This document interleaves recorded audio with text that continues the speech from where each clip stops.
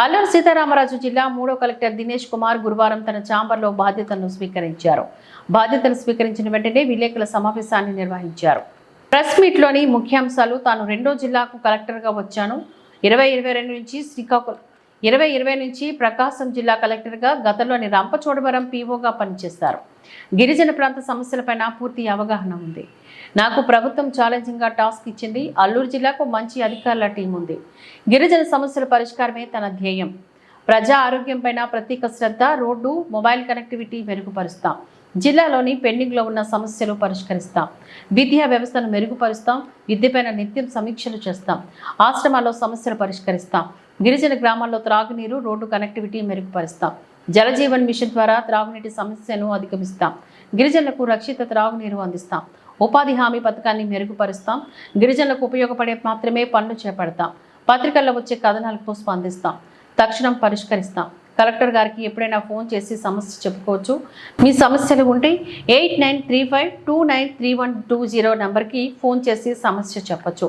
ముంపు ప్రాంతంలో వరదలను గట్టిగా ఎదుర్కొంటాం.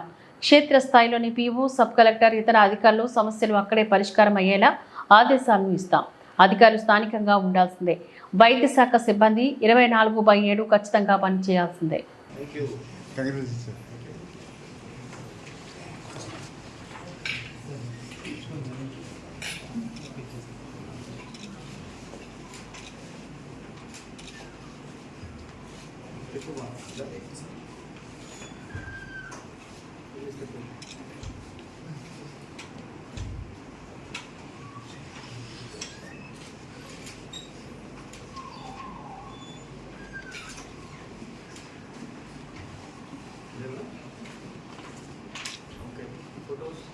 నమస్తే సార్. వాళ్ళ దినేష్ కుమార్ 2013 బ్యాచ్ 5 years. ఇవాళ పాడేరులో అల్లూరి సీతారామరాజు డిస్ట్రిక్ట్ కలెక్టర్గా ఇవాళ జాయిన్ అవుతున్నాను. సో నాతో పాటు నా joint collectors, sub collectors, PYTDS అని కూడా ఉన్నారు. సో ఇది నా సెకండ్ జిల్లా.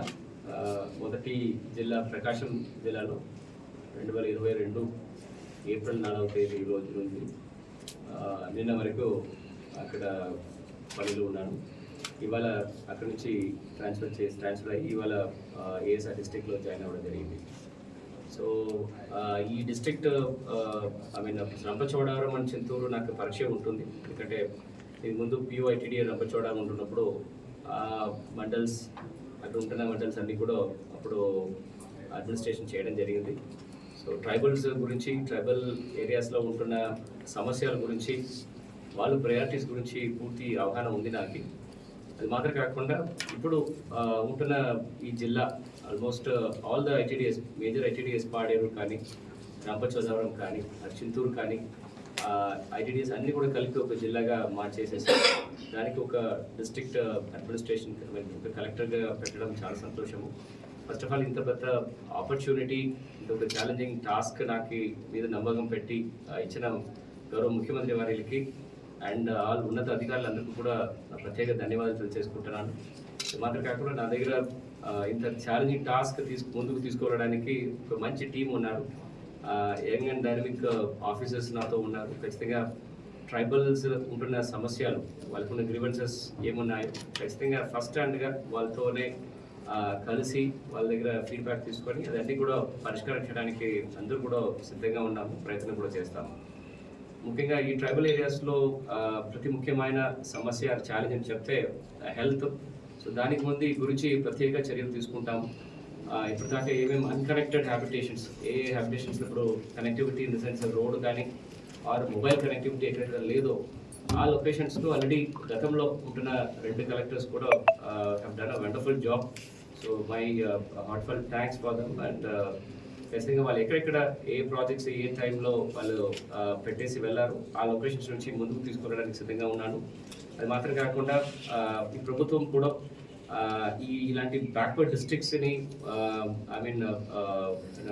డెవలప్ చేయడానికి చాలా ఇంటెన్షన్స్ అండ్ చాలా ఆస్పిరేషన్ చూపించడం జరుగుతుంది. గవర్నమెంట్ ఆఫ్ ఇండియా కానీ ఆర్ గవర్నమెంట్ ఆఫ్ ఏపీ కానీ ఖచ్చితంగా ఈ ట్రైబల్ ఈ ఏజెన్సీ ఏరియా మీరు చాలా ఫోకస్ చేయమని కూడా ఇన్స్ట్రక్షన్స్ ఉంటున్న వలన ఖచ్చితంగా ఈ ట్రైబల్ అడ్మినిస్ట్రేషన్ నెక్స్ట్ లెవెల్ తీసుకువెళ్ళడానికి అందరూ కూడా ప్రయత్నం చేస్తాము. Second important area is education. మనకున్న tribal welfare institutions almost all 3 ITDSలో ఉంటున్న మండలంలో కూడా ఉంటుంది. ఆ ట్రైబల్ వెల్ఫేర్ ఇన్స్టిట్యూషన్స్లో ఉన్న పిల్లలు కానీ, ఆ టీచర్స్ కానీ, వాళ్ళని పర్యవేక్షణ చేస్తున్న సూపర్విజనరీ ఆఫీసర్స్ అందరికీ కూడా ఖచ్చితంగా చాలా గట్టిగా చాలా తరో రివ్యూ ఉంటుంది. పిల్లలకి ఎట్టి పరిస్థితుల్లో ఎడ్యుకేషన్ ఉన్నత స్థాయిలో తీసుకురావడానికి ప్రయత్నం చేస్తాము. వాళ్ళకి కావాల్సిన సదుపాయాల గురించిన విషయాలు కూడా ఖచ్చితంగా చర్యలు తీసుకొని అది ప్రభుత్వ దృష్టికి తీసుకువెళ్ళి దాని గురించిన లోపాలు ఏముంటే కూడా అప్పటికప్పుడు అది సరి చేస్తాము.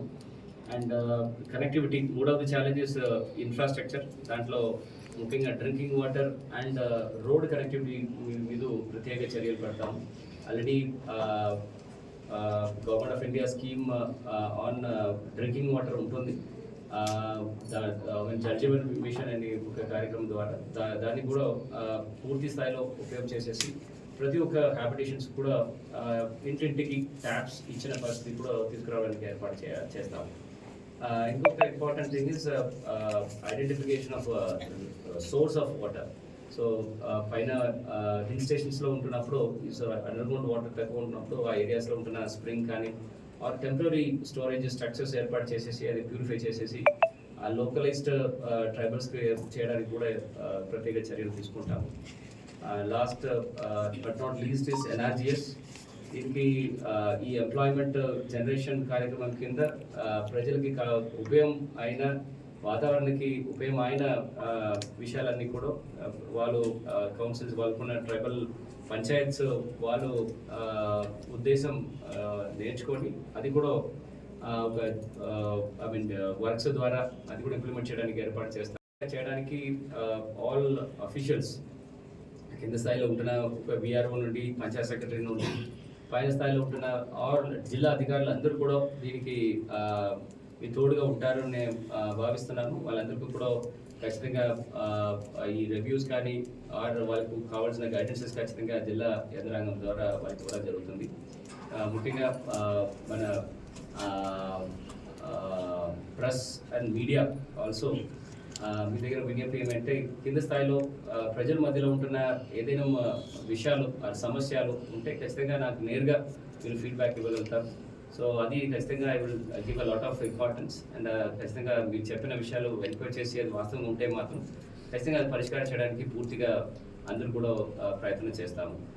ప్రజలు కూడా డైరెక్ట్గా కలెక్టర్కి ఏదైనా వాళ్ళు రాకపోతే అట్లీస్ట్ ఫోన్ ద్వారా చేయడానికి ఒక ఫోన్ నెంబర్ కూడా ఇవ్వడం జరుగుతుంది. అది కూడా ప్రజలకి అందరికీ కూడా పబ్లిసైజ్ చేయండి.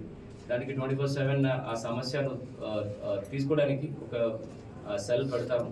అండ్ ఆ సమస్యలు ఇమీడియట్గా రియాక్ట్ చేయడానికి ఒక సెపరేట్ టీం పెట్టేసి ఎనీ ఎమర్జెన్సీ సిచ్యువేషన్స్ హ్యాండిల్ చేయడానికి ఏర్పాటు చేస్తాము.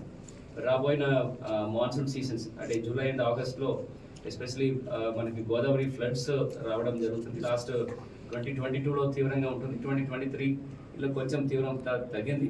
ఈ సంవత్సరం కూడా ఖచ్చితంగా అది మేనేజ్ చేయడానికి ఆల్రెడీ ప్రత్యేక చర్యలు తీసుకుంటున్నాము. నెక్స్ట్ వీక్ ఖచ్చితంగా దాని గురించిన కోఆర్డినేషన్ మీటింగ్ కూడా పెట్టేసి స్టేక్ హోల్డర్స్ ముఖ్యంగా ప్రజలు, ప్రజాప్రతినిధులు, అధికారులు అందరూ కూడా ఏకంగా దాంట్లో యునైట్ చేసేసి ఈ flood management and mitigation measures కూడా ఏర్పాటు చేయడానికి ప్లాన్ చేయడం జరుగుతుంది. అండ్ ప్రజలు సమస్యలు గ్రివెన్సెస్ తీసుకోవడానికి ఈ గ్రివెన్స్ కార్యక్రమం అన్ని తీవ్రంగా జరుగుతుంది.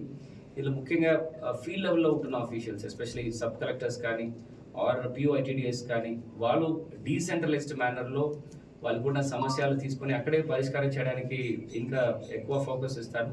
ఎందుకంటే ఇప్పుడు ఇంత పెద్ద జిల్లా అయిన తర్వాత ఎవరినో ఒక పర్సన్ రంపచోడవరం నుండి ఈ పాడేరుకు రావాలంటే పేద ప్రజలకి అంత స్తోమతి ఉండదు. సో దానివల్ల నా విజ్ఞప్తి ఏమంటే PO ITDS and sub collectors స్థానికంగా ఆ సమస్యలు వాళ్ళని పరిష్కారం చేయడానికి కూడా వాళ్ళకి కావాల్సిన సపోర్ట్ అండ్ రిసోర్సెస్ ఇవ్వడానికి కూడా సిద్ధంగా ఉన్నాను. Thank you. ఇది రాష్ట్ర వ్యాప్తంగా ఉంది. ఎస్పెషల్లీ KGBVలు కానీ ఆర్ వెల్ఫేర్ ఇన్స్టిట్యూషన్స్ అన్ని చోట్ల ఈ సమస్యలు ఉన్నాయి. ఇది ప్రభుత్వ దృష్టిలో ఉంది. ఖచ్చితంగా మనకి పేద ప్రజలకు కావాల్సిన ఎన్హాన్స్మెంట్ ఆఫ్ సీట్స్ లాస్ట్ ఒక 6-7 years ముందు ఉన్న సీట్స్ కూడా కొంత తగిన వాస్తవం. అది మళ్ళీ పెంచడానికి ఖచ్చితంగా ప్రభుత్వ దృష్టికి ఈ విషయాలు తీసుకోవడం జరుగుతుంది.